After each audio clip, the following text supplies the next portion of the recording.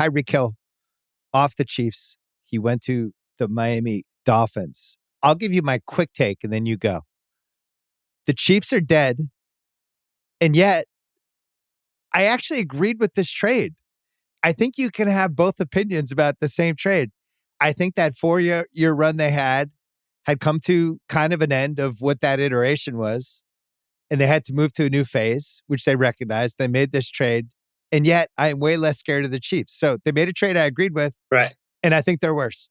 Okay, so their Super Bowl odds went from plus 900 to plus 900. So books-wise, nothing changed. So it's interesting, right? Because I very much had that experience when I went to go write about, all right, these are the consequences of the Tyreek Hill trade. And you kind of end up at this place where it's like, all right, but also, you know, they got Andy and they got Mahomes and Kelce's still good. They got cap space now and they're going to be able to attract some, free agents or whatever. They just signed Marquez Valdes-Scantling. Like, I did have that internal sense that I think books did as well, where it's like, all right, the Chiefs' inevitability thing still feels real, though. And so, right, I there's so many different ways to look at this that you can end up defending like any give and take, right? And kind of what this all hinges on is how healthy and effective does Tyreek Hill stay for the next 4 years. And if he's, still this quick and this explosive when he's 32, the Dolphins are right. And if he isn't, then the Chiefs are right. It's kind of, we won't be able to tell, I think, until we get all the way down that mountain a little bit, because I get why it makes sense for the Chiefs. It absolutely makes sense for the Dolphins. And I think you're right. The Chiefs are kind of moving into phase 2 of the Mahomes era. That's going to be really fun to see. And that was what you wrote about. You had a stat in there about 16.1% of Hill's targets in 2021 were more than 20 yards downfield, which is significant because 3 seasons earlier, it was 31.8. A little different. And then it dropped to 25.2 or that was 2 years early, actually. And down to 16.1. Now, you thought, and you and Warren Sharp would talk about this on the Gambling Show, you thought at least a small piece of that was that defenses had kind of figured out not a way to play the Chiefs, but a strategy to try to limit what Hill did. So how do we know if he lost a step versus the defenses? That's a very good question. And there's a lot of data about like how fast does Tyreek Hill get off the ball and how quickly does he get upfield in these vertical routes. Like Next Gen Stats charting him through the 2020 season. So before 2021, had Hill as like the fastest guy off the ball on goes and on posts and on crosses, like all these field stretching routes. Hill was running them faster, more explosively, more dangerously than everybody else. And then it feels like we lost that a little bit last year. Are the Chiefs telling us that that's because they think Hill has lost a step? Like you can read that between the lines here. But in general, that field stretching nature of Hill's play up until 2020 fell away a little bit in 2021. And some of that has to do with defensively what you're getting, right? When you're getting these 2 deep safeties and when they know number 10 is on the field and they know what he means, they're getting so much attention from guys already lined up 15 yards, 18 yards down the field that it becomes more difficult to access Hill on those vertical routes, on those deep routes. It doesn't mean that Hill can't open up space in the intermediate. You still run that guy down the field. Safety still got to go with him. And now it's a little bit easier to throw, your 13-yard slant to Byron Pringle or your 15-yard curl route to Travis Kelce, whatever you want. So he still opens up that space. It's just, do you want to be paying $25 million for a player to be opening that space? If you believe internally that, one, you can pay $12 million to Marquez Valdes-Scantling and he'll still open up space for you. And 2, that defenses are always going to prioritize taking away your deep ball.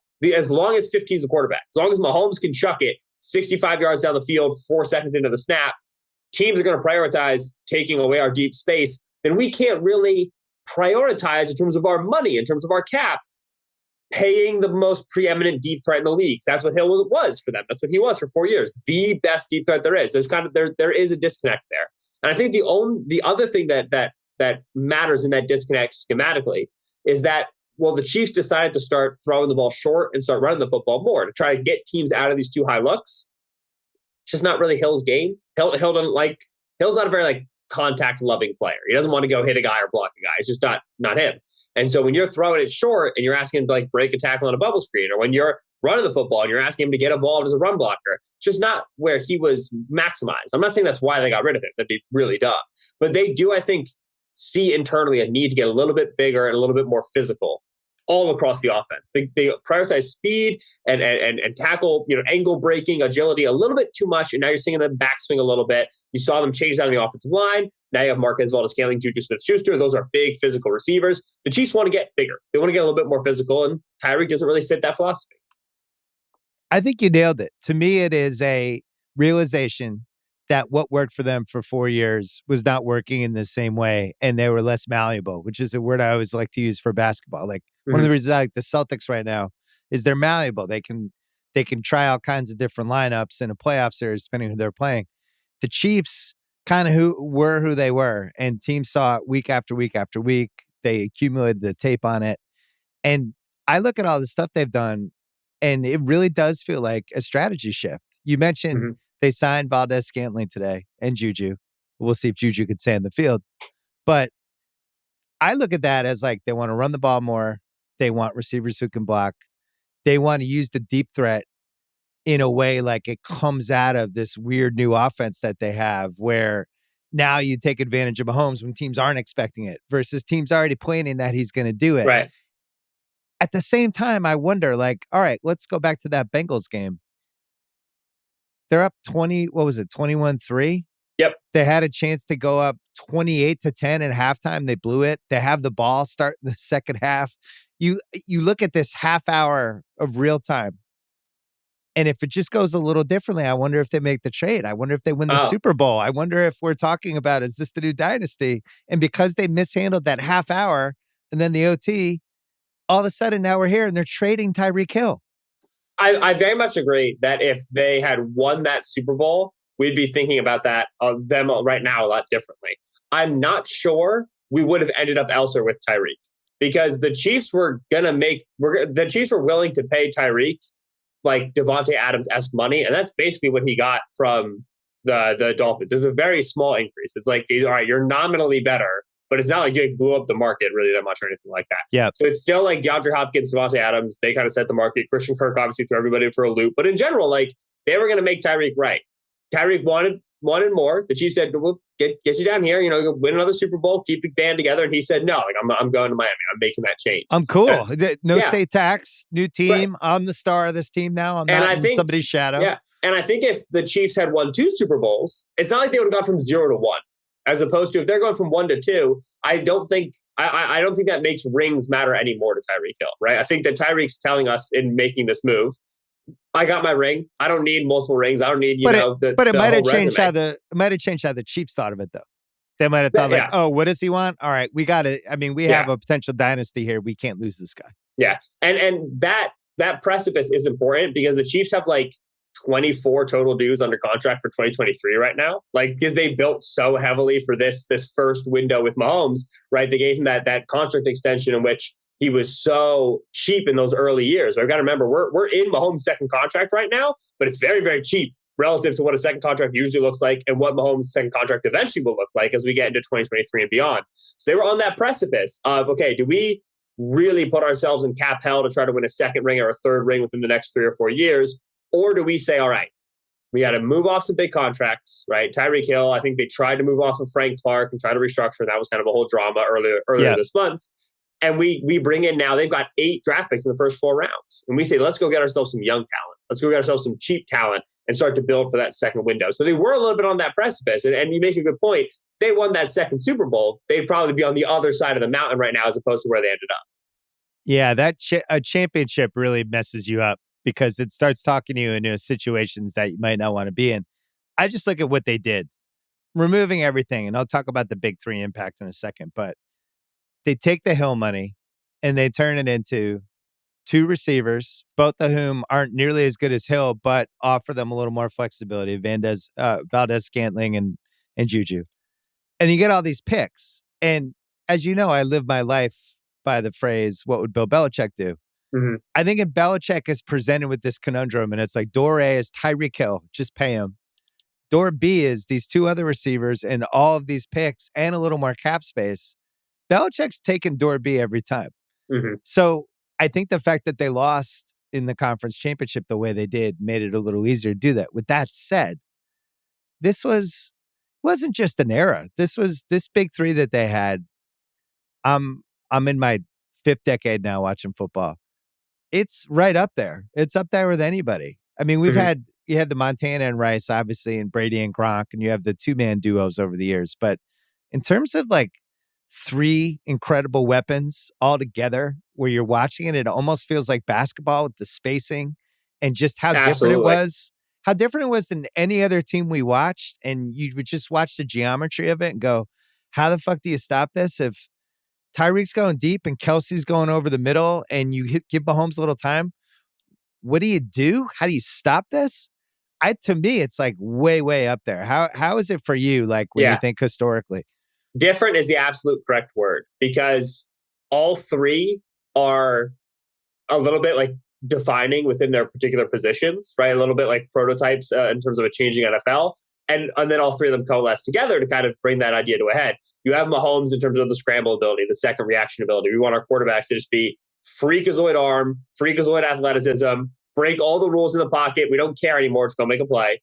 You have Travis Kelce, where, okay, tight end blocking, overrated. We don't care. We're going to split you out wide. Over 50% of your snaps, just not attached to the line of scrimmage. We're going to let you, and he's such like a vibes route runner, Kelce, right? Like he doesn't really run precise routes. We ain't running, West Coast stuff anymore, though. Remember, we got Mahomes now. We're all vibes. And so vibes tight end works for me. And then you have all this space generated. You're lining guys up out wide. What do you want except a guy like a Tyreek Hill, who at this point, we don't need receivers to be tall anymore. We don't need to stick our short receivers in the slot anymore.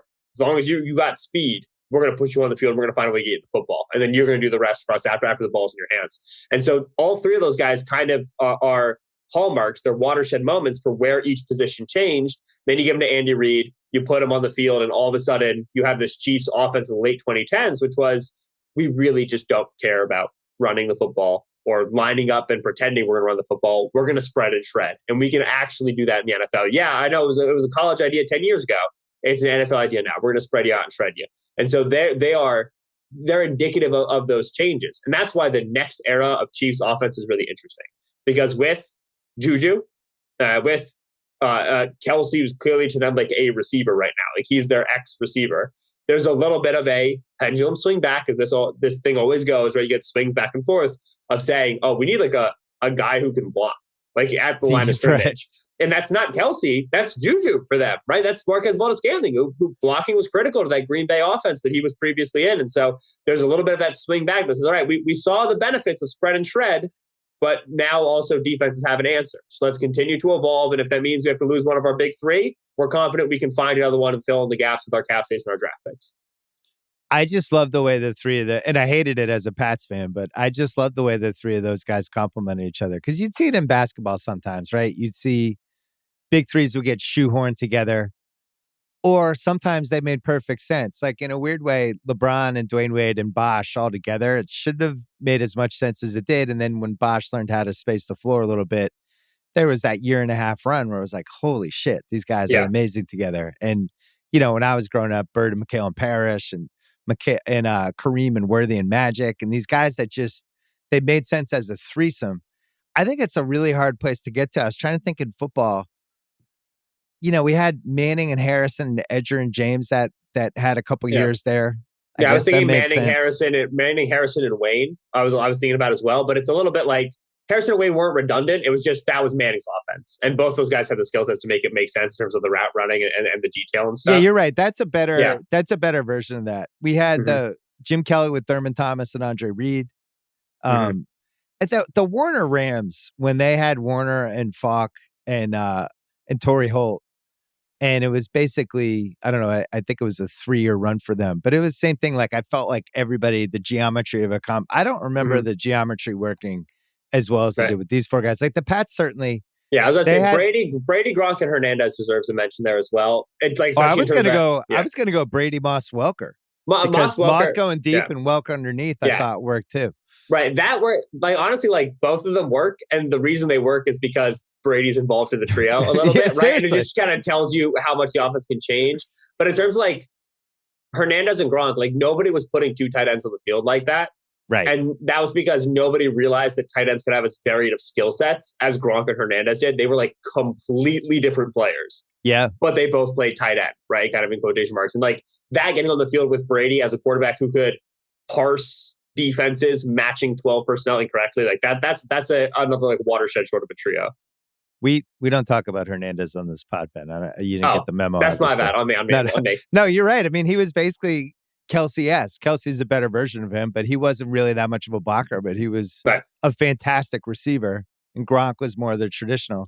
I think the thing with these three guys, Tyreek, I don't know if he's the greatest deep threat I've ever seen in my lifetime, but he's in the whatever the short list is. If, I think Moss is up there, and I go back to like Cliff Branch and the Raiders way back when, but he's certainly one of the most frightening people I've ever seen on a football field when you're playing him or when you're betting against him. And then Kelce is one of the 4 best tight ends of all time. And then you mentioned Mahomes, who I think has the most tools of any quarterback we've had. It's been a little erratic the last couple of years with it. Mm-hmm. Just when you think it's like, oh my God, this guy is here he goes. We're having your Hall of Fame run here. And then he has the second half of the Bengals game. But together, it was a really special thing. And I really do feel like this is another era now. And it seems like you do too, but I think we both maybe like the upside more now. Yeah, it's a different era. And I don't think it'll ever be so big three dependent. I think it will be more malleable. Bring back that word you used previous, right? I think that the Chiefs saw this year that they invested so hard into the offense built around Mahomes, Kelce, and Hill, and how that had to work, that they felt the cost of it was a little bit too great. And they said, listen, if we're going to have Mahomes for 10 plus years, let's build with long-term flexibility in mind. Let's build with both malleability in the cap and who we have in here and how we pay our money, and also malleability in our offense. So that when we do get teams that are just lining up and too high for the entire game, the Chiefs the Bengals who are just dropping 8 into coverage, right? Only rushing 3 all game. Right. We can actually run the football. We can actually punish them the way that like football has historically punished defenses like this. We don't have to reinvent the wheel and like push everybody into the spread era, like just bang our head against that wall constantly. We can build with some malleability. And so I think I believe that the Chiefs offense has a good chance over the next 2 or 3 years to be as good as the Hill, Kelce, Mahomes offense was. But I don't think it'll be because of the stars. I think it'll be because of the second-tier guys and because of the flexibility, right? Because of the coaching and kind of that process. So I don't think it'll ever be as big three as it was, and that's why I think we'll look back at this era with fondness for a long time. So it was fun football on the field, man. Well, it also struck the rookie QB contract, which is the number one thing you can have. Yeah. I look at what happened with this and with Devontae Adams can't be on the same team with Rodgers because it's just too much money combined. And it almost like with the way the cap works, with the way the receiver money has gone up, it almost seems impossible to have the really expensive QB, the really expensive receiver, and also the ability to have 5 guys who can block for the really expensive QB. It's like something has to give at one point. So you go to Vegas, they can pay Adams because they have Carr on this awesome contract. You have the Dolphins, they can pay Tyreek Hill because they have a rookie QB, a rookie contract QB, who, by the way, that's the funniest piece of this, is they have this incredible deep threat, and a QB who literally can't complete long passes to anybody. I really want to see it's any gonna be of bad. that. It's going to be very bad.